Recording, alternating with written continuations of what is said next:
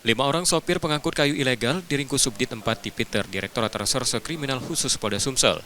Mereka ditangkap setelah polisi menerima laporan masyarakat terkait aktivitas ilegal logging di Kecamatan Batanghari Leko, Musi Banyuasin. Polisi mengungkapkan, kelima pelaku berperan sebagai sopir truk pengangkut kayu. Dari mereka disita 150 batang kayu campuran yang diambil dari hutan menggunakan 5 unit truk. Kayu-kayu tersebut rencananya akan dijual keluar wilayah Sumatera Selatan. Salah satu pelaku diketahui merupakan residivis kasus serupa dan tercatat sudah 8 kali terlibat dalam pengangkutan kayu ilegal. Pada polisi, para pelaku mengaku mendapat upah dari seseorang berinisial S yang saat ini masih dalam penyelidikan.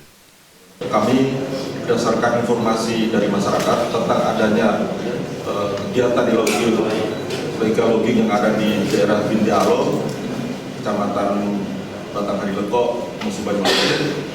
Personel dari Tipiter khususnya melaksanakan kegiatan penyelidikan.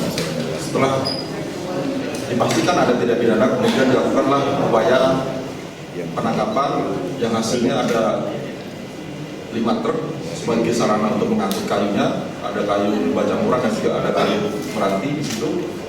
Ada 5 tersangkanya yang sekarang masih kami dalami lagi dan kami kembangkan lagi. Kelima sopir tersebut telah ditetapkan sebagai tersangka. Mereka kini ditahan di Polda Sumsel dan terancam hukuman penjara hingga 5 tahun, serta denda maksimal 2,5 miliar rupiah sesuai Undang-Undang Kehutanan. Reski Oktora, Muklas Diferensial, Kompas TV, Palembang, Sumatera Selatan.